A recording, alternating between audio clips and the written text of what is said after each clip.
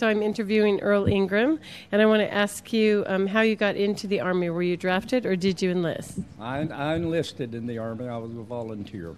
And why did you do that?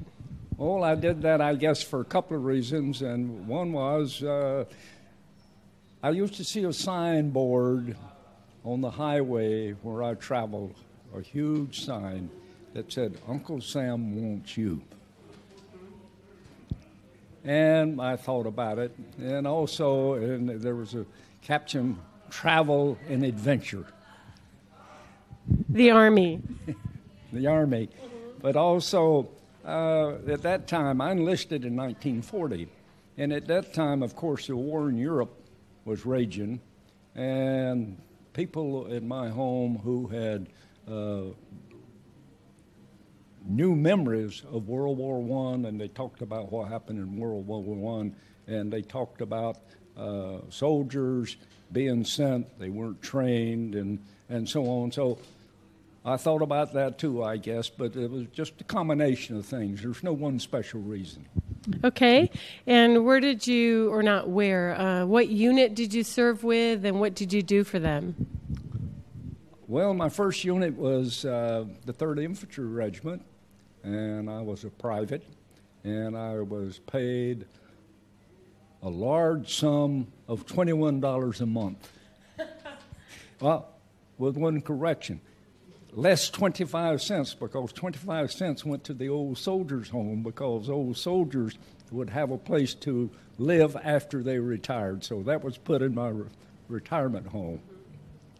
So you started out as a private, and then? Yes. And I was, my unit was stationed at Fort Snelling, Minnesota at that time, and our battalion was transferred to Newfoundland, because Newfoundland at that time was very important geographically for Great Britain and for the United States. The United States was not yet in the war. This was before Pearl Harbor.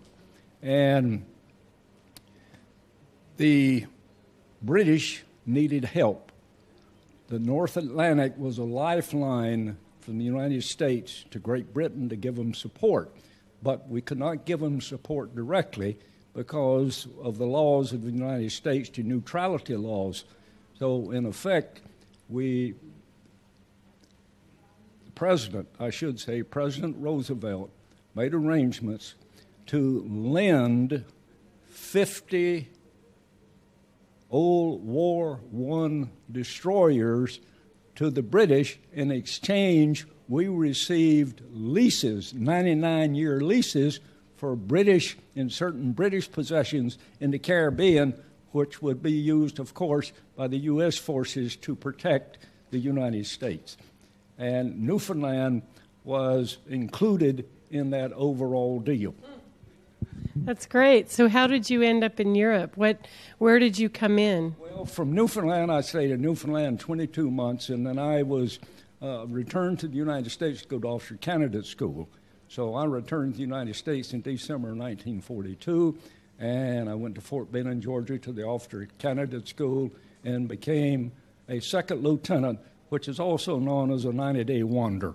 And then I went to a training center, and I trained recruits for over a year.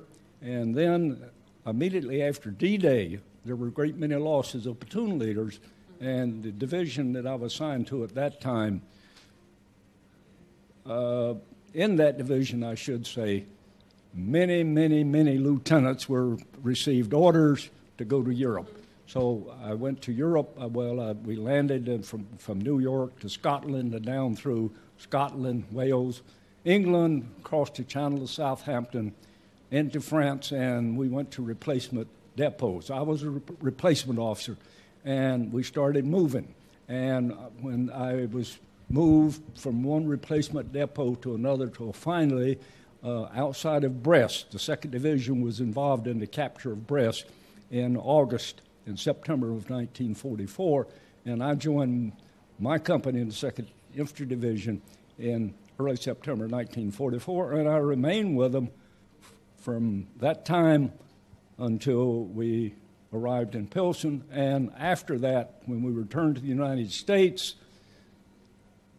we were sent on rest and relaxation leave or furloughs, and while we were on furlough, we were told that the war in Japan had ended because we were scheduled, 2nd Infantry Division stayed in Czechoslovakia only about 5 to 6 weeks because our division was earmarked to go to the Pacific because the war was still going on there. So in August, while we were home, I was on the beach. We were told that the war was over, and as soon as I could, I left the Army. A few months later, I rejoined the Army, and I won't go into the circumstances, but anyway, I rejoined the Army, and I became a career soldier and stayed until I retired in August of 1974 after 34 years service. Wow, that's a long time. So what was it like? What was the atmosphere like when you came to Pilsen and liberated the city? What was your experience? Well, when we arrived on the 7th of May, and on that day we were told that we would cease all offensive action, that the Germans had agreed to surrender, official surrender, the next day on the 8th of May. We continued on into Pilsen, and we were greeted by the happiest people I'd ever seen. They were happy and we were happy. I was happy the war was over. But they were so happy and grateful. They took us into their homes. They gave us their beds, their bathtub, and the ladies washed our clothes. So I was in Pilsen for about 2 weeks here before I was sent to duty on the demarcation line. Wow, just 2 weeks and a lot of celebrating. Yes, there was a lot of celebrating. There was a lot of free time, but and soldiers who had the free time, they had some time to socialize, and that was great. I had some duty. I helped process prisoners of war because German prisoners of war who were not SS troops and whose homes were in German states where the American zone that was, or the zone that was to be occupied by the Americans, we processed them, signed the papers of discharge in as fast as they could. They were moved out. Others were kept prisoners. Those whose homes would have been located in the Russian sector, they were not released. So this was in Pilsen, these prisoners of war? They were near Pilsen. They were outside, and our division had the responsibility. There were thousands of them, and because many of them had been captured, many of them had surrendered, and those who had not surrendered previously, of course, when the war was ended, they put down their weapons, and it was all over. And did you find, I mean, obviously Europe and the Czech Republic is different than America. Did anything surprise you or seem definitely different to you in the people or the culture or the activities? I found the people to be the same. And certain things are different in our culture, but not very different. But it was very easy to fall in love with the Czech people. How did you communicate? Well, you may be surprised to know that there were many people here when we arrived in 1945 who spoke English. Really? I saw many people who spoke English. Wow. And I never had any trouble communicating. And even with people who did not speak English, and I did not speak Czech, you'd be surprised what you can do with a smile in your hands. Exactly. Did you hear about the communist lie that it was the Russians who dressed up like American soldiers and liberated Pilsen? Yes, I heard about that, but only after I came back here after the communists lost power. My first trip was back here in 1994, not during the celebrations, but I came back in 1995 during the celebration. And it was then that I learned about that. Not only that, the people I met were very surprised because I found two ladies in whose apartment building I stayed in May of 1945. I found them after 50 years.